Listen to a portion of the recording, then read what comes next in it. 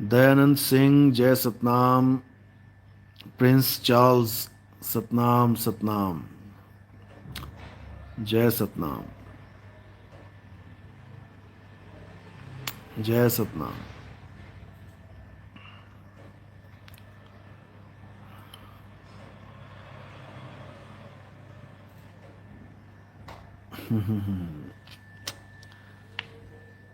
जय बंदी छोड़ की। तो मालिक की कृपा ऐसी बरसती रहे, सब हंसों को ये ज्ञान समझ में आता रहे और दृढ़ होकर इस ज्ञान में टिकें, क्योंकि भरमाने वाले बहुत मिलेंगे। भरमाने वाले इतने शातिर हैं कि तुम्हें पता भी नहीं लगने देंगे कि तुम्हें कब भरमा दिया इन लोगों ने। सबसे बड़े दुश्मन हैं तुम्हारे ये जीवन के। चोर चोरी कर ले जाए, डाकू पूरा खजाना लूट ले तुम्हारा, कातिल तुम्हारा कत्ल कर दे, वो भी छोटा है गुनाह, उसमें भी तुम्हारा इतना नुकसान नहीं हुआ। लेकिन अगर कोई तुम्हें शब्द के खिलाफ कर दे, यानी तुम्हें परमात्मा के खिलाफ कर दे, इससे बड़ा नुकसान तुम्हें कभी हो ही नहीं सकता।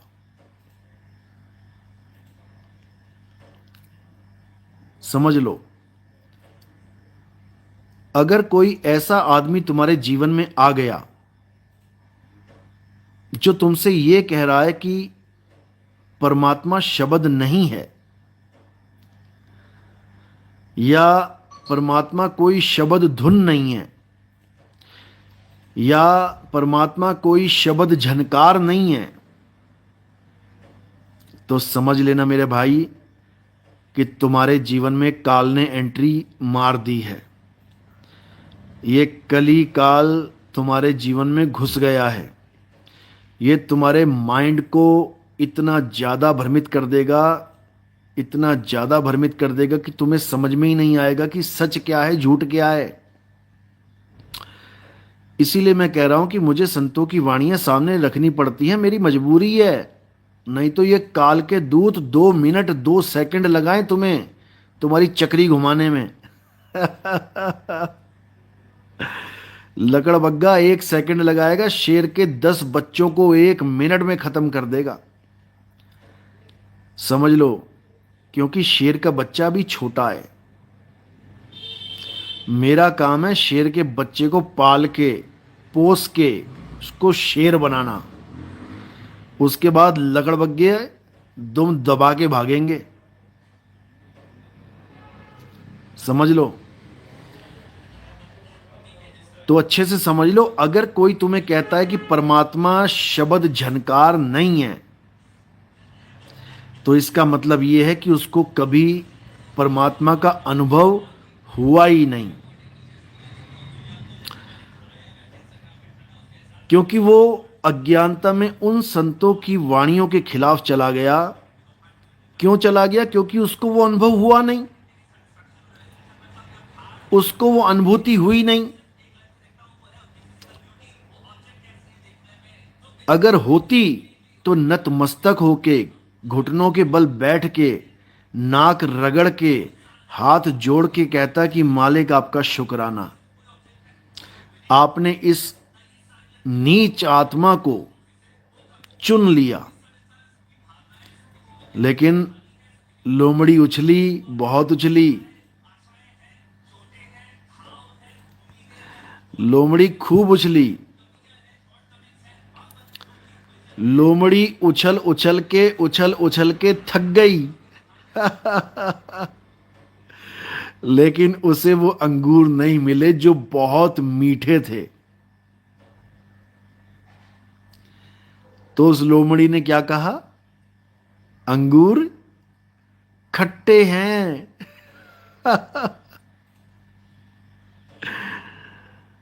तो ये अंगूर उनके लिए खट्टे हैं जिनको परमात्मा ने नहीं चुना। मौका तो दिया था कि चलो जन्मों जन्म नाली के कीड़े की तरह पैदा हुए और नाली के कीड़े की तरह मर रहे हो, चलो इस जन्म में तुम्हें मौका दे देते हैं कि नितिन दास जो समझा रहा है वो तुम्हें समझ में आ जाए। दिया मौका, लेकिन कुछ ऐसे निकम्मे होते हैं, कुछ ऐसे निकम्मे होते हैं जो मौके पे चौका मारते हैं, मौके का फायदा नहीं उठाते हैं, मौके पे चौका मारने में लगे होते हैं। समझ लो, यानी गुरुवाई का कीड़ा घुस जाता है उनके अंदर कि मैं भी गुरु बन जाऊं, मैं भी ज्ञान झाड़ूं। क्योंकि दो ही चीजें हैं, या ज्ञानी हो जाओ या ध्यानी हो जाओ, दो ही चीजें हैं।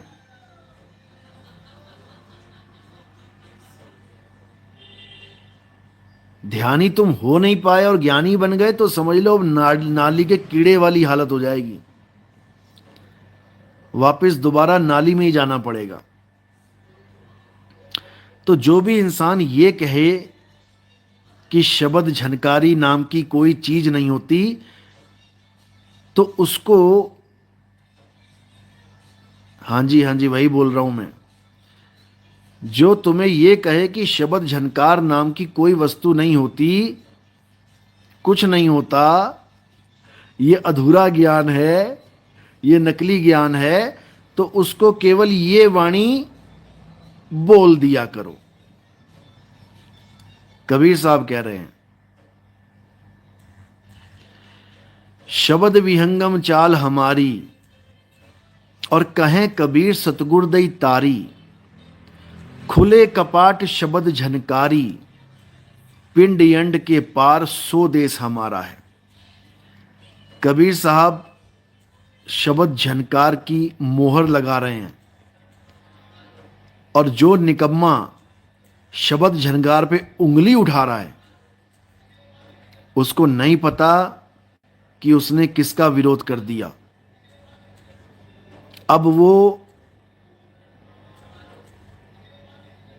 वो सपने में भी मुक्ति की आस छोड़ दे। गरीबदास जी महाराज कहते हैं, कोई है रे परले पार का, जो भेद कहे झनकार का, जो इस वाणी पे उंगली उठा दे काल उसकी उंगलियां तोड़ेगा। समझ लेना, समझ लेना।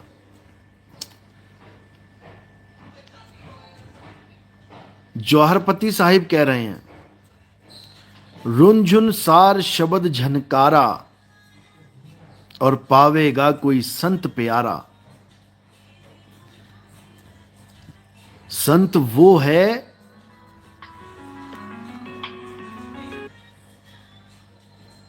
संत वो है जो उस सार शब्द झनकार में रम जाए। समझ लो,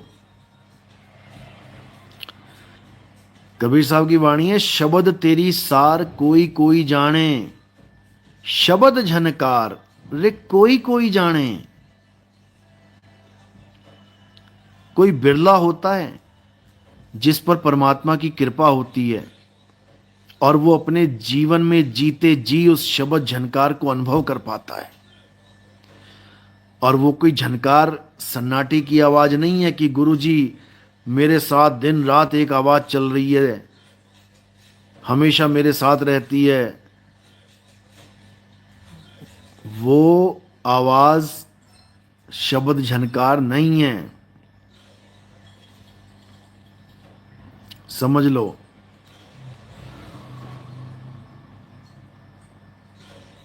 लेकिन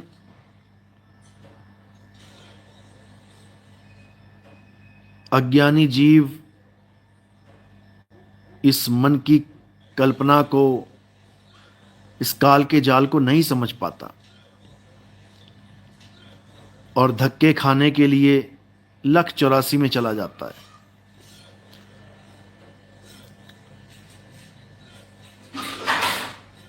इसलिए क्या करना है, उस परम सत्य को जानना है। वो परम सत्य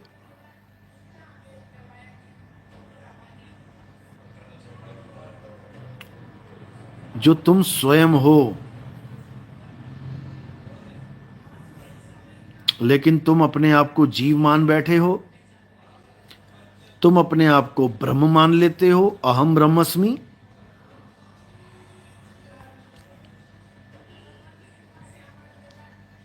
बस इसीलिए तुम बार बार धक्के खा रहे हो। समझ लो।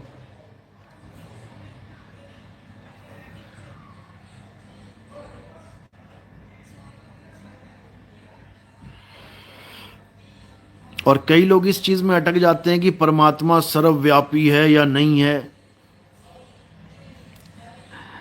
कई तो सर्वव्यापी ऐसे बता रहे हैं जैसे परमात्मा पत्थर में भी बैठा हुआ है। बताओ, उसी पत्थर से सिर फोड़ देते हैं लोगों का। तो परमात्मा रुकता नहीं है, वो भी सिर फोड़ देता है उसका, क्योंकि पत्थर में तो वही बैठा है। सर्वव्यापी का मतलब समझ लो। सर्वव्यापी का मतलब ये नहीं होता, सर्वव्यापी का मतलब ये नहीं होता कि परमात्मा कण कण में विराजमान है। सर्वव्यापी का मतलब होता है परमात्मा सर्व में, सर्व यानी हम सब में व्याप्त है, हम सब में, सर्व जनों में। समझ लो, सर्व हंसों में व्याप्त है, ना कि पत्थर में। पत्थर में परमात्मा बसता तो पत्थर तुम्हारी तरह बातें करता। तुम हालचाल पूछते, तुम्हें जवाब देता वो। लेकिन ऐसा नहीं होता है।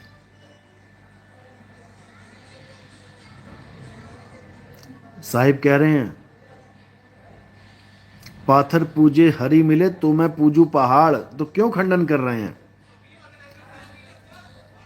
लेकिन ये अज्ञानी जीव कभी समझ ही नहीं सकते। अगर परमात्मा सर्वव्यापी होता, यानी हर जगह होता, अगर परमात्मा हर जगह होता तो ये सृष्टि कहां होती? सृष्टि तो असत्य है, ये असत्य का अस्तित्व ही ना होता अगर हर जगह परमात्मा होता। फिर सत्य असत्य का झगड़ा ही ना होता अगर हर जगह परमात्मा होता।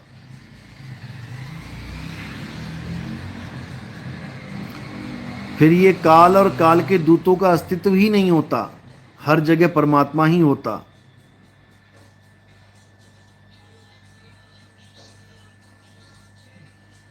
लेकिन नहीं समझ में आ रही है बात। अगर हर जगह परमात्मा होता तो स्वर्ग नरक का खेल ही ना होता। फिर कौन सा स्वर्ग, कौन सा नरक? फिर कोई पाप पुण्य ना होता, तेरा मेरा ना होता, हमारा तुम्हारा शरीर ना होता, असत्य का अस्तित्व ही नहीं होता। जब हर जगह सत्य ही है तो असत्य कैसे आ गया?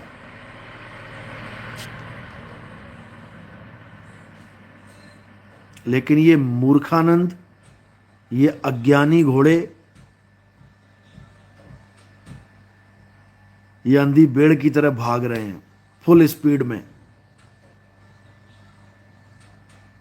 और 99% से ऊपर तो ये दूसरों का कहा सुना ज्ञान, दूसरों का बोला हुआ ज्ञान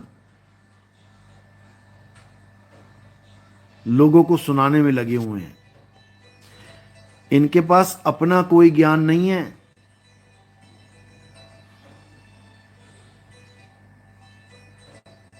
ये हमसे ही चुराया हुआ ज्ञान है सारा।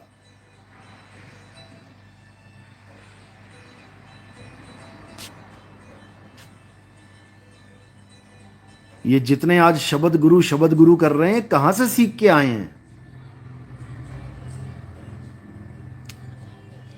हमने समझाया है, हमने, कि शब्द गुरु क्या होता है, और ये मूर्ख हमें ही देह बना बैठे हैं।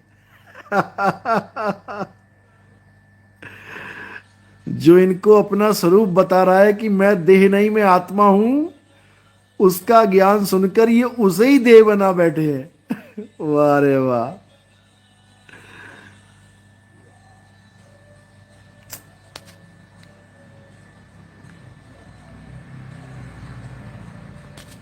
हर कीरत सिंह साहिब बंदगी सतनाम, जय बंदी छोड़ की।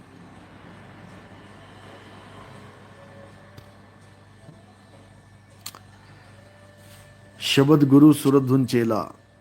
सत्य वचन गुरुजी। सत्य असत्य दो ही हैं संसार में। असत्य मतलब शरीर, सत्य मतलब आत्मा। बिल्कुल सही, बिल्कुल सही। और जो निकम्मा ये कह रहा है कि परमात्मा सर्वव्यापी है, हर जगह परमात्मा ही परमात्मा है, तो मूर्खानंद तेरा अस्तित्व कहां से आ गया? हर जगह परमात्मा है तो तू कहां से टपक गया बीच में?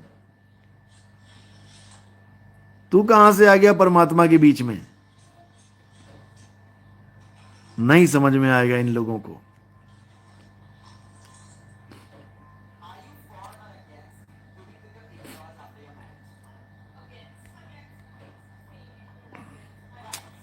सुनिधि पाठक, जय सतनाम।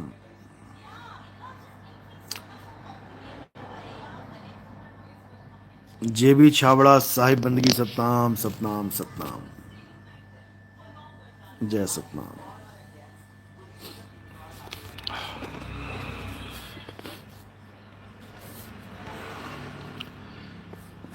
यूकेसी, वाह मेरे दाता जी वाह, सतनाम साहिब बंदगी।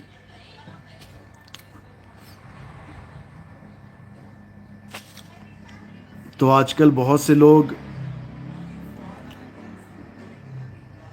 कल की अवतार बने हुए घूम रहे हैं।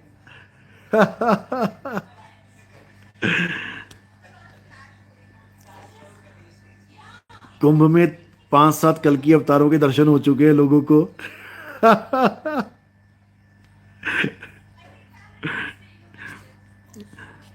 और एक चैनल है न्यूज नेशन, उस पर तो रोज ही कोई कल की अवतार आ जाता है। भाई कल की अवतार वो नहीं है, वो नहीं है, वो नहीं है जो लोग समझ रहे हैं। कल की अवतार कोई आदमी नहीं है, कोई इंसान नहीं है कल की अवतार, समझ लो। कल की अवतार ज्ञान अवतार है। कल की अवतार आत्म ज्ञान अवतार है। आत्मा ही कल की है, समझ लो। आत्मा ही अपना ज्ञान देने आती है, और जो आत्मा अपना ज्ञान देने आएगी, जो आत्मा अपने स्वरूप का लखाव करवाएगी, जो आत्मा तुम्हें तुम्हारे स्वरूप का ज्ञान देगी, वो आत्मा ही कल की है। कल की कोई शरीर नहीं है, समझ लो। 365 कल की पैदा हो रहे हैं रोज भारत में। समझ लो बात।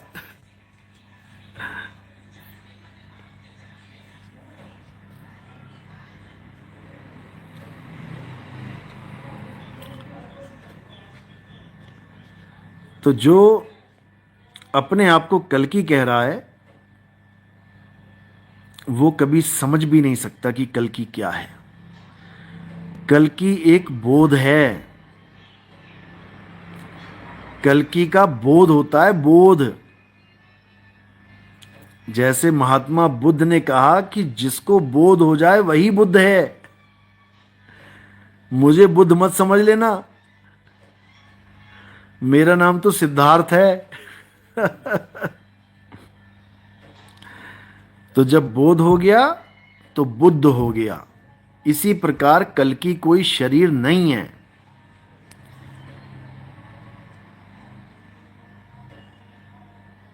जब उस निकलंक आत्मा का बोध हो गया, वही कल की हो गया।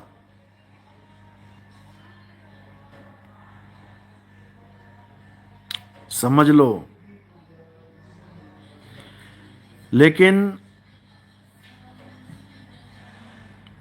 मोमबत्तियों को जलाने के लिए एक मोमबत्ती जली हुई चाहिए ही चाहिए, तभी दूसरी मोमबत्ती को प्रकाशित कर सकती है। तो वो काम संतों को दिया जाता है। पहले संतों की ज्योत जगाई जाती है। परमात्मा एक संत की ज्योत जगाता है दया करके, फिर वो लाखों करोड़ों की ज्योत जगा सकता है। एक मोमबत्ती से तुम लाखों मोमबत्तियां जला सकते हो, लेकिन पहली मोमबत्ती जली हुई ही चाहिए।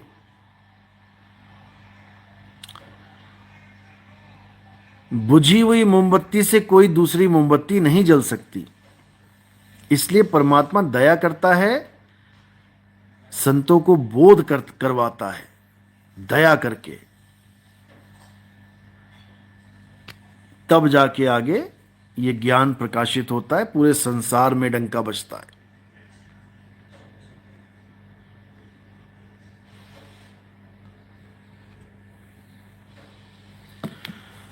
तो इस चीज को दिमाग से निकाल दो कि कोई शरीर कल की अवतार है।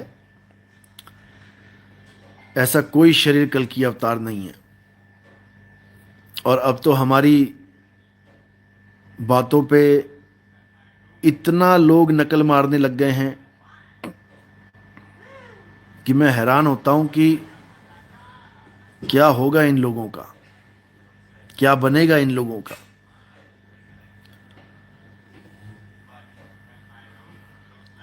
ये सोच रहे हैं किसी को पता नहीं लगेगा। एक एक बात जनता को समझ में आएगी, चिंता मत करो। कहां से तुम कॉपी पेस्ट कर रहे हो, कहां से तुम ज्ञान चुरा रहे हो, सब समझ में आएगा। इंतजार करो बस।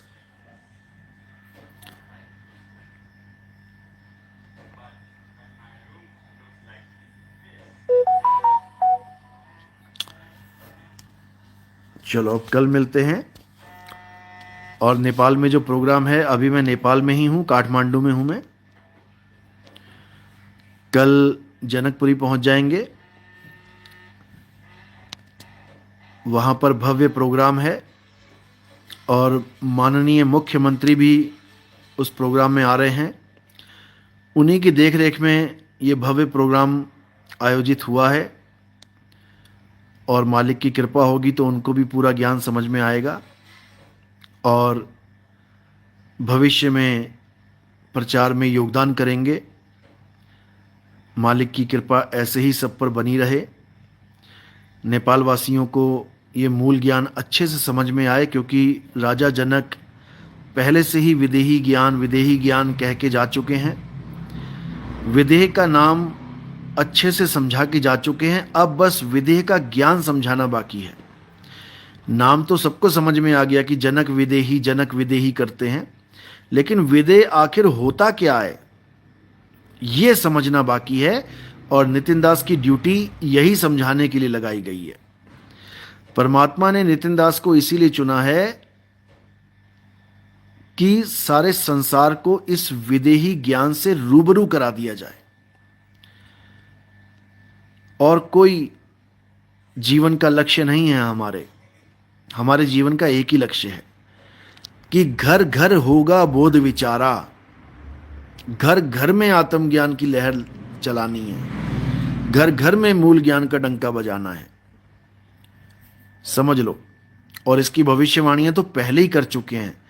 बाबा जय गुरुदेव ने तो ऐसी ऐसी भविष्यवाणी की है कि दिमाग हिल जाता है सुन के।